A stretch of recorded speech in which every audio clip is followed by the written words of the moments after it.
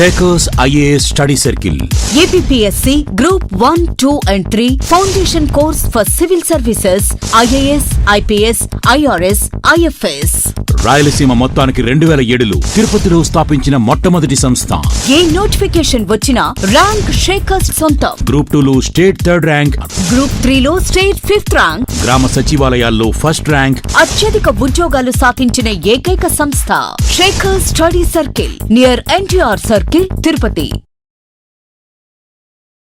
Students, ఈరోజు most important అంశం గురించి చెప్పుకుందాము. Very very important. We can expect compulsory question, most expected question ఇది. కంపల్సరీ క్వశ్చన్ అడుగుతుందండి. ఇప్పుడు వచ్చే ఎస్ఐ ఎగ్జామ్లో కానివ్వండి, ఏపీపీఎస్లో కానివ్వండి, తర్వాత గ్రూప్ 2లో కానివ్వండి, సివిల్స్లో కానివ్వండి, కంపల్సరీ క్వశ్చన్ రావడానికి అవకాశం ఉంది అని చెప్తాం. So we can learn very important question today. ఏం చెప్తుందంటే, ఇక్కడ భద్రతా మండలిలో చేరిన 5 నూతన దేశాలు. భద్రతా మండలిలో చేరిన 5 నూతన దేశాలు.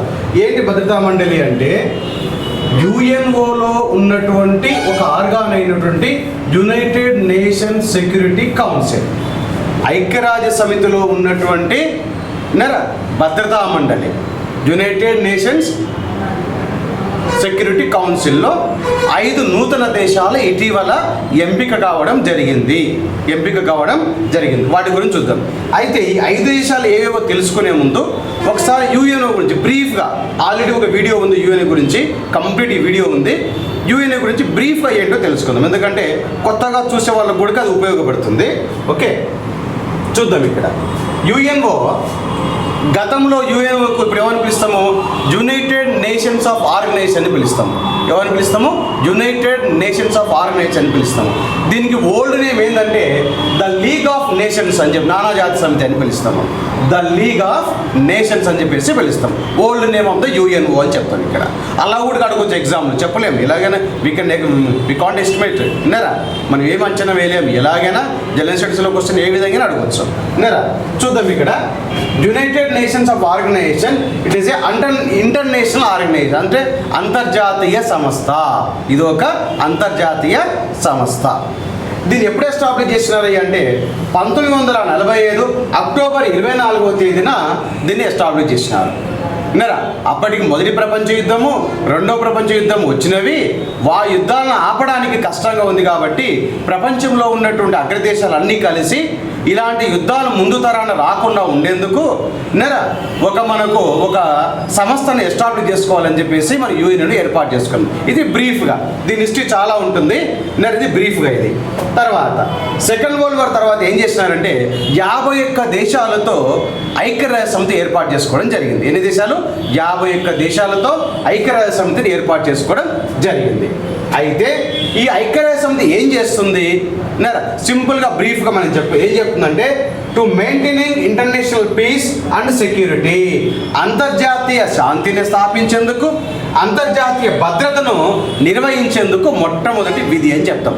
యుఎన్ఓ యొక్క మొట్టమొదటి విధి ఏంటంటే టు ఎస్టాబ్లిష్ ఇంటర్నేషనల్ పీస్, అంతర్జాతీయ శాంతిని స్థాపించడం ఒకటి, అంతర్జాతీయ భద్రతను మనము నిర్వహించుకోవాలి.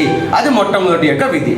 ఇక రెండో అంశం ఏంటంటే developing friendly relation among the nations, అంటే యుఎన్ఓలో ప్రస్తుతం ఉన్నటువంటి 193 దేశాలు ఏవైతే ఉన్నాయో, అప్పుడంటే స్థాపించినప్పుడు 51 దేశాలు ఉన్నాయి. 193 దేశాల్లో దేశాల మధ్య స్నేహపూర్వకమైన సంబంధాలను అభివృద్ధి చేసుకోవాలి, బలోపేతం చేసుకోవాలి. ఏవైతే యుఎన్ఓలో దేశాలు ఉన్నాయో ఆ దేశాల మధ్య స్నేహపూర్వక సంబంధాలను అభివృద్ధిలోకి తీసుకురావాలి. తర్వాత మూడవది ఏంటంటే ప్రమోటింగ్ సోషల్ ప్రోగ్రెస్, సామాజిక పురోగతికి మనం తోడ్పడాలి.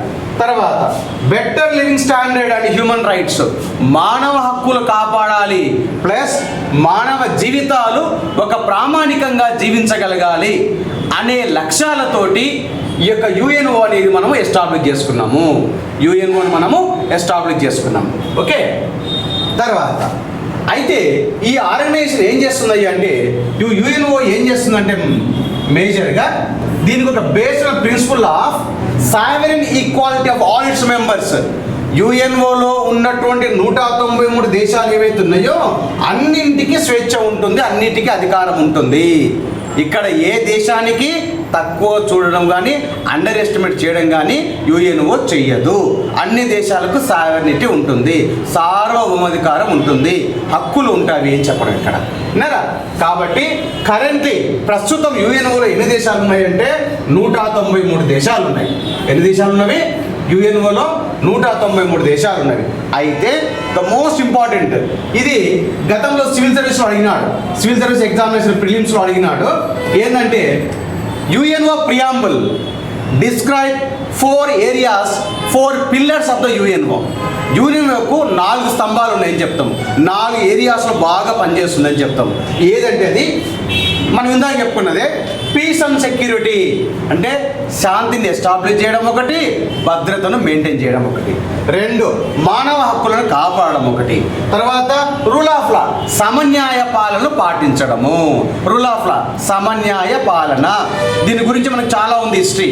సమన్యాయ పాలన అనేది ఏవి డైసీ ప్రతిపాదించినాడు, ద లా ఆఫ్ కాన్స్టిట్యూషన్ బుక్లో రాసినాడు. ఇది ఇంగ్లాండ్కి చెందినటువంటి, అంటే చట్టం ముందు అందరు సమాన అంశాన్ని మనము ప్రాథమిక హక్కుల్లో ఉంటుంది. కాబట్టి రూల్ ఆఫ్ లా అనే అంశం అంటే సమన్యాయ పాలన, అందరికీ సమానమైన పాలన అందించాలా.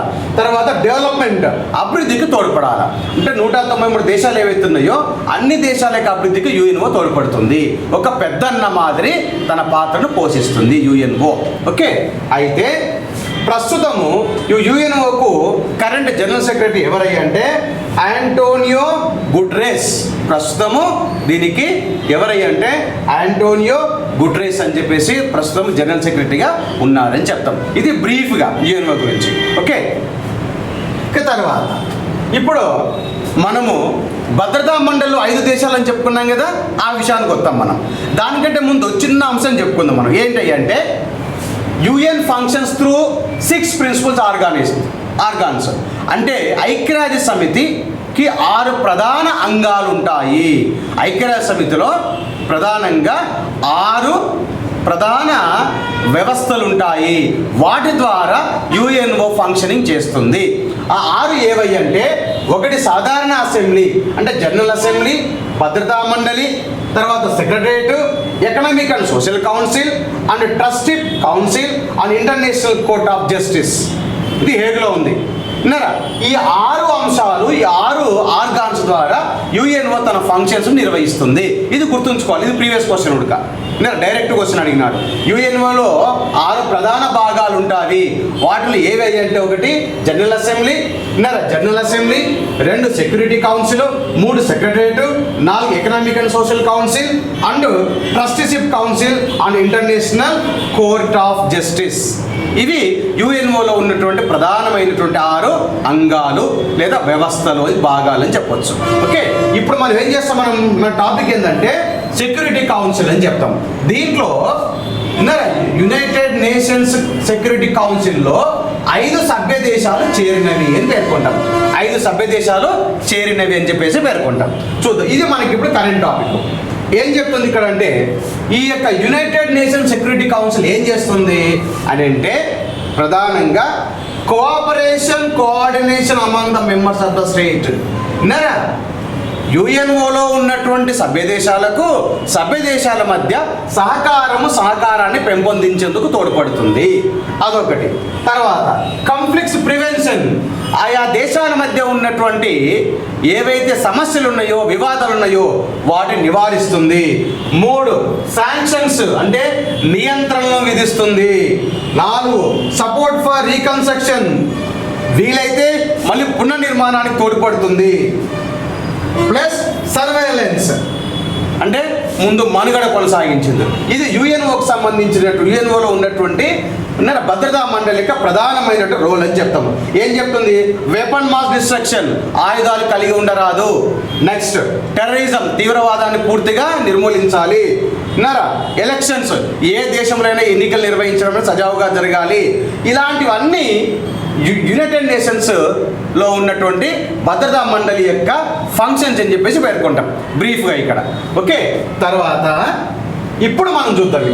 ఇక్కడ ఏం చెప్తుందంటే, యునైటెడ్ నేషన్ సెక్యూరిటీ కౌన్సిల్లో ఏం చేస్తుందంటే ఇది కూడా ఏం చేస్తుంది, శాంతిని ఎస్టాబ్లిష్ చేస్తుంది, తన భద్రతను కూడా కోరుకుంటుంది.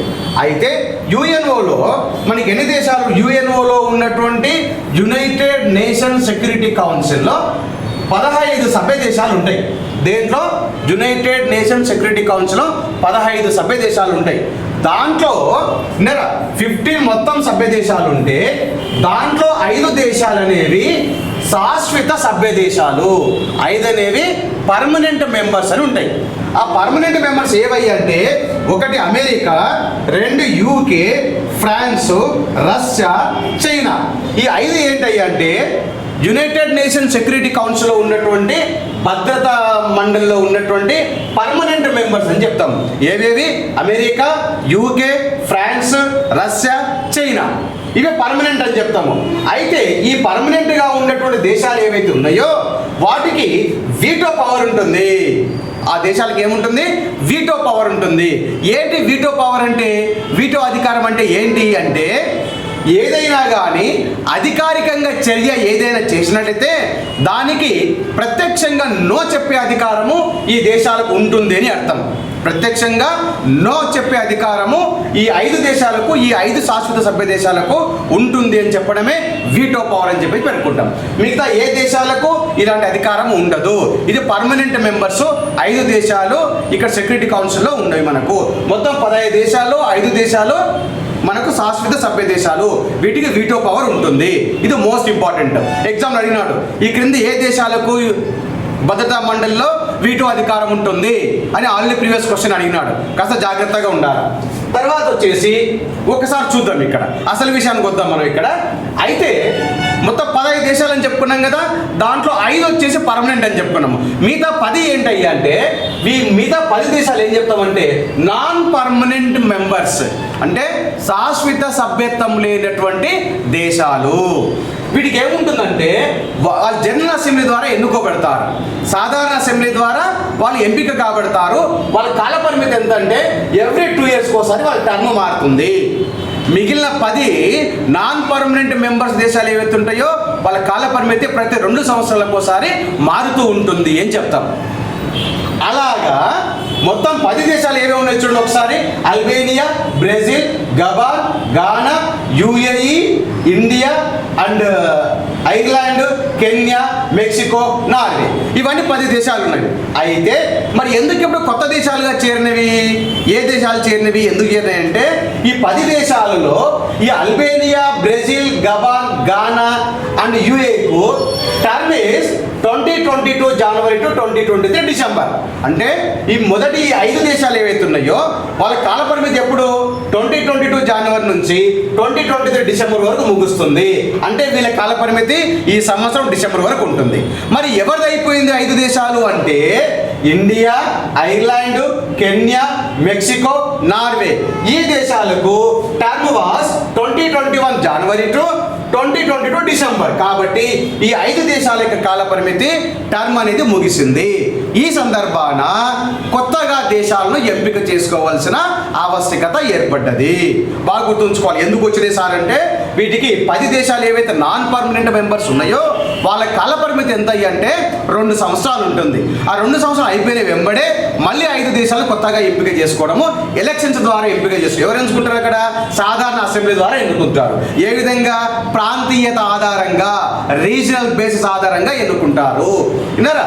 అలాగా ఈ యొక్క 2021తో స్టార్ట్ అయినటువంటి టర్మ్ 2022 డిసెంబర్తో ఎండ్ అయినటువంటి దేశాలు ఏవయ్యాయి అంటే India, Ireland, Kenya, Mexico, Norway. మరి 2023 డిసెంబర్ వరకు ఉన్న ఏవి అంటే అల్బేనియా, బ్రెజిల్, గబాన్, గానా, యునైటెడ్ అరబ్ ఎమిరేట్స్. కాబట్టి ఇండియా 8 సార్లు మనకు ఇక్కడ సభ్యులుగా ఉన్నది. 8 సార్లు ఇక్కడ మనకు సభ్యురాలుగా ఉన్నది ఇక్కడ. Okay, India also wanted to permanent member also. Okay, చూద్దాం. So term was completed. So new nations elected in United Nation Security Council. ఆ కొత్తగా వచ్చిన దేశాలు ఏవో చూద్దాం ఒకసారి. మనం కొత్తగా వచ్చిన దేశాలు చూద్దాం. Newly elected countries to United Nation Security Council. ఏవేవి? ఈక్వెడార్, భూమధ్య రేఖ పేరు మీదుగా ఉన్నటువంటి ఏకైక దేశము Ecuador. Next Japan, Malta, Mozambique, Switzerland. ఈ 5 దేశాలు యునైటెడ్ నేషన్ సెక్యూరిటీ కౌన్సిల్లో కొత్తగా ఎంపికైనటువంటి దేశాలు. Very very important every exam. Okay, so ఇది వీటి టర్మ్ ఎప్పుడు ఉంటుంది? 2023 జనవరి నుండి 2024 డిసెంబర్ వరకు దీని యొక్క టర్మ్ ఉంటుంది. ఈ 2024 టర్మ్ అయిపోయిన తర్వాత మళ్ళీ వేరే దేశాలు ఎంపిక చేసుకోవడం జరుగుతుంది. అంటే యుఎన్ఓలో ఉన్నటువంటి యునైటెడ్ నేషన్ సెక్యూరిటీ కౌన్సిల్లో 15 దేశాలు ఉంటే 5 పర్మనెంట్ దేశాలు, మిగతా 10 దేశాలు నాన్ పర్మనెంట్ మెంబర్స్గా ఉంటాయి. వాటి కాల పరిమితి 2 సంవత్సరాలు.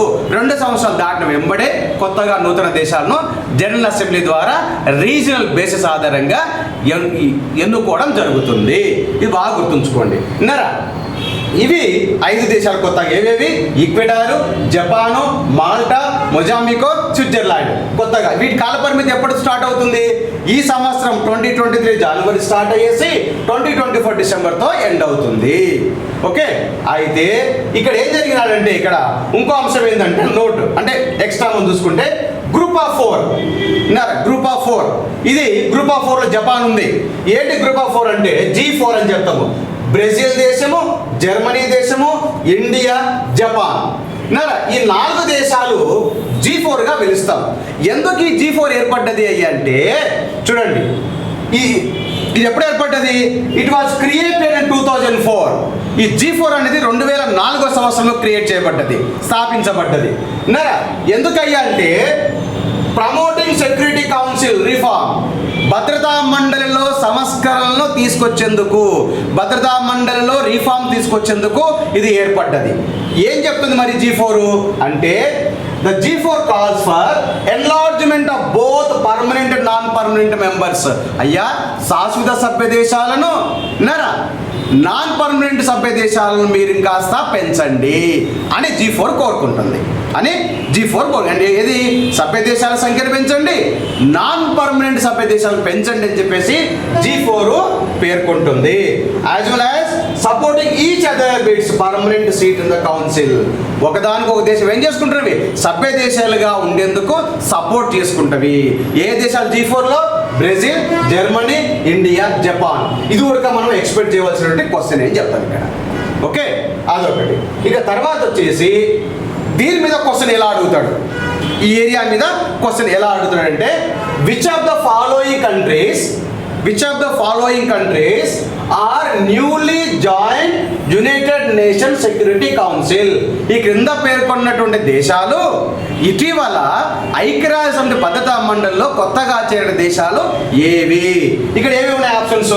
ఇండియా ఉంది, జపాన్ ఉంది, మాల్టా ఉంది, స్విట్జర్లాండ్ ఉంది, మొజాంబికో ఉంది. ఈ 5 దేశాలు ఉన్నవి. కోడ్ ఏముంది ఇక్కడ? 1345, B2345, C145, D1345. దీని లేదు మనకు. ఇండియా మనం ఏం టర్మ్ అయిపోయింది కాబట్టి అది కాదు. జపాన్ కొత్తగా చేరింది, మాల్టా కొత్తగా చేరింది, స్విట్జర్లాండ్ కొత్తగా చేరింది, మొజాంబికో కొత్తగా చేరింది. కాబట్టి ఆప్షన్ ఏది? 2, 3, 4, 5. ఈ కోర్సులు ఎక్కడ ఉంది చూడండి, దీంట్లో లేదు. 2, 3, 4, 5 ఇది ఆన్సర్. ఇక్కడ లేదు, ఇక్కడ లేదు. మనం అనుకున్న ఆప్షన్ ఇక్కడ లేదు. కాబట్టి ఏం చెప్తాము? ఆన్సర్ వచ్చేసి దీని కరెక్ట్ ఆన్సర్ వచ్చేసి B. ఇలా దీని మీద ఈ విధంగా క్వశ్చన్ అడగడానికి అవకాశాలు ఉన్నవి. ఇంకో క్వశ్చన్ అడగవచ్చు. ఇటీవల ఐక్యరాజ్య సమితి భద్రతా మండలిలో నాన్ పర్మనెంట్ సభ్యులుగా ఉండేసి పదవీ కాలం అయిపోయిన దేశాలు ఏవి? అలాగే అడగవచ్చు. We can expect any type of question. తర్వాత ఇంకోటి ఏంది ఇక్కడ? వేటికి the presidency of the council, ఐక్యరాజ్య సమితి భద్రతా మండలి యొక్క దానికి అధ్యక్షులు ఎవరు ఉంటారంటే విన్నారా? ఎవరైతే ఈ పర్మనెంట్ మెంబర్స్ ఎవరైతే ఉన్నారో 10 మెంబర్స్, దాంట్లో నెలకొకరు దీనికి అధ్యక్షత వహిస్తూ వస్తుంటారు. మంత్లీ ప్రెసిడెంట్స్ నెలకు 10 నాన్ పర్మనెంట్ దేశాలు ఉన్నాయి కదా, దాంట్లో ఒక్కొక్కరు ఒక్కొక్క నెలకు అధ్యక్షత వహిస్తూ వస్తుంటారు. ఓకే, ఇది ఇటీవల నూతనంగా UN సెక్యూరిటీ కౌన్సిల్లో చేరినటువంటి సభ్య దేశాలు. ఇది మోస్ట్ ఇంపార్టెంట్ విన్నారా? ఆ దేశాలు గుర్తుంచుకోండి, ఎన్ని దేశాలు ఉన్నవి, ఏవి నాన్ పర్మనెంట్, ఏది పర్మనెంట్ అనేది గుర్తుంచుకోవాలి. ఈ యుఎన్ఓకి సంబంధించి కంప్లీట్ వీడియో ఉంది, అది చూసుకోండి, బ్యాక్గ్రౌండ్ తెలుస్తుంది మీకు. ఎందుకంటే without background any organization you can't understanding any newspaper articles. Background అర్థం కాకుండా, బ్యాక్గ్రౌండ్ తెలియకుండా ఏదైనా చదువుకోవాలంటే కరెంట్ అఫైర్స్ పట్టు ఉండదు. బాగా గుర్తుంచుకోండి. ఏదో బట్టి పట్టుకొని పోతే 1-2 క్వశ్చన్ చేయొచ్చు, కానీ బ్యాక్గ్రౌండ్, హిస్టారికల్ బ్యాక్గ్రౌండ్ అనేది ఖచ్చితంగా తెలుసుకుంటే అప్పుడు నీ కరెంట్ అఫైర్స్ మీద మంచి పట్టు వస్తుంది. ఎగ్జామ్లో కరెంట్ అఫైర్స్ వచ్చే 40 క్వశ్చన్స్ ఈజీగా చేయొచ్చు. ఈ మధ్యకాలంలో ఏ పేపర్ తీసుకున్నా కరెంట్ అఫైర్స్ 35 నుంచి 40 క్వశ్చన్స్ వస్తున్నాయి. విన్నారా? కాబట్టి న్యూస్ పేపర్ చదవడం అలవాటు చేసుకోండి. ఆర్గనైజేషన్స్ యొక్క బ్యాక్గ్రౌండ్ తెలుసుకోవడం అలవాటు చేసుకోండి. ఓకే, తర్వాత ఈ వీడియో మీకు నచ్చినట్టయితే లైక్ చేయండి, సబ్స్క్రైబ్ చేయండి, విన్నారా? మీ మిత్రులకు షేర్ చేయండి. ఎవరైతే సబ్స్క్రైబ్ చేసుకుంటారో వీడియో అప్లోడ్ చేసిన వెంబడే ఫస్ట్ మీకే వస్తుంది. So please subscribe my video, okay, my channel. Okay, thank you అండి, థ్యాంక్ యూ వెరీ మచ్.